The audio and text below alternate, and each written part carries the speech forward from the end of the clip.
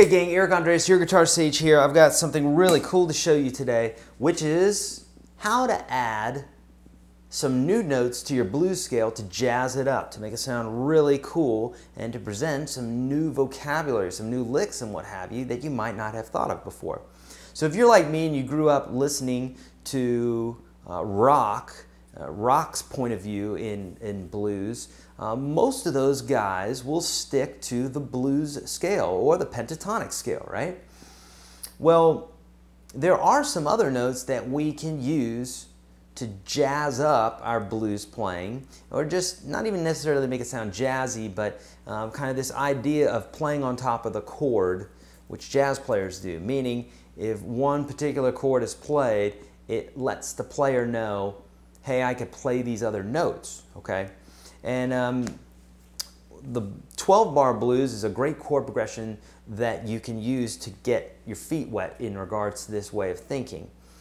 Okay, so if you don't know what the 12-bar blues is, check out my video on the 12-bar blues and then come back to this.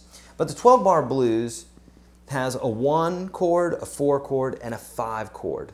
Okay, if that doesn't make sense to you, I'm using something called the number system or the Nashville number system. I think I have a video for that here on YouTube. If I don't, essentially, it's if we're using the scale notes, do, re, mi, fa, sol, la, ti, do. So we're using numbers for each of the numbers. 1, 2, 3, 4, 5, 6, 7, 1, basically. And each one of those bass notes relates to the chord, okay? So in this case, here, the G7 is the 1 chord, the C7 is the 4 chord, and the D7 is the 5 chord, okay? If we're going through our scale, the G would be G, and so on. You get it, what I'm talking about there. If you need more detail on that, go to Unstoppable Guitar System. The link is below, and make sure you get in that course for $1. You'll be able to check out all what I'm talking about there, and I go into a lot of detail. Okay, so, but we're gonna skip some of that right now. Let's take basically a G7 chord, okay? G7 chord looks like this. If it's put on its side, it would be this note,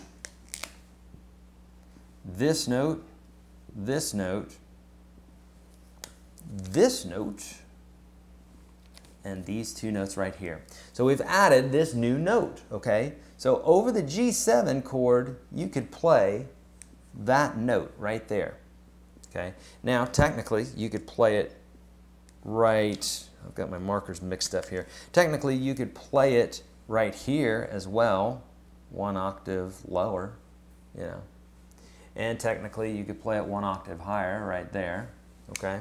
So you got the same note by name 3 times there, okay. Now, let's look at the 4 chord, or the C7 in this case. So C7 flipped on its side right here is going to look like this. There's the 1, there's the 5 of the chord,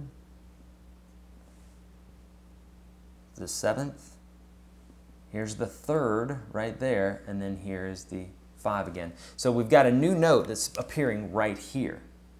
Boom. And in fact, I'll tell you what I'm going to do. I'm going to name this 1, 1. 1. That's for the 1 chord. Okay. This guy here will be for the 4 chord. Okay. And we're just looking for the new note. Okay. But basically, you'll be able to play that note over the C7. Okay. And look, check this out. We can also play this guy right here. Whoops. We're going to do that in green.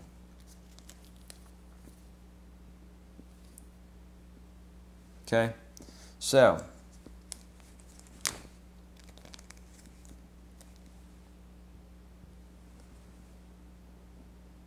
that's the 2 places that you can play that. Okay, so now let's talk about the D7, all right? The D7, right there, again, put on its side, is this note,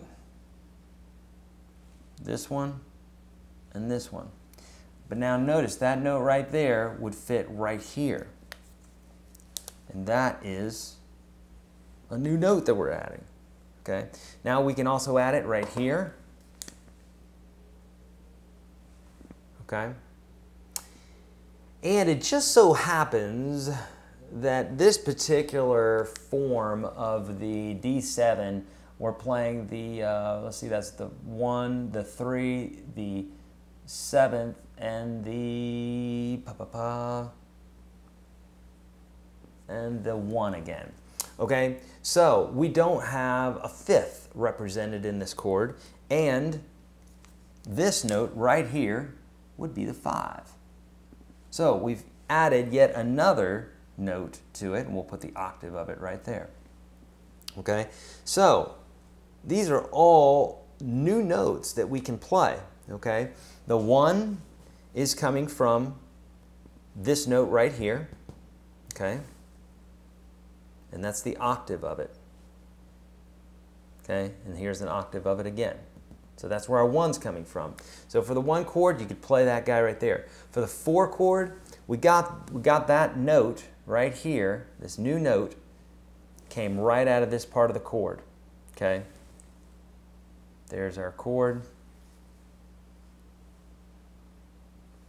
if you will. That's our new note. We've got it 1 octave lower right here. And then we have our 5 chord, which we said this is the new note that we're adding right here.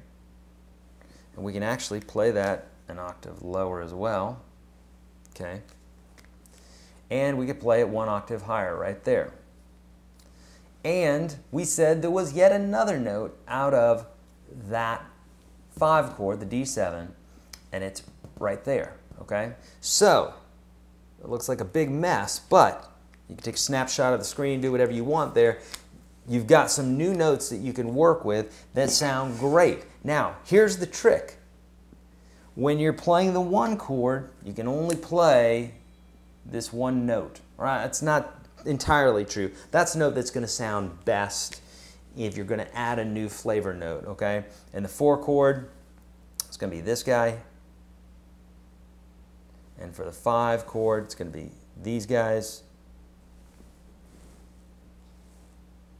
Okay, so now if you want to know more about this, check out the Unstoppable Guitar System. Link is below. I have a lot of videos covering this, and there will be more to come. Basically, you can do this across all your blues scales, all of your pentatonic scales. You can add these notes for some new zest, if you will, to your blues playing. All right? Hey, if you have any questions, hit me up here. Hit me up on Facebook, Twitter, all that good stuff. I'm here to help you. Check out the Unstoppable Guitar System. Go to YourGuitarSage.com and get the free ebook. Has a ton of great stuff in it, great resources, and you'll be notified of the free webinars that I do where you can ask me any question about guitar or anything for that matter, what kind of underwear I wear, or if I wear any at all. I'm Eric Andres, your Guitar Sage. I'm here to help you. Please let me know how I can help. Please spay and neuter your animals and be kind to one another. See ya.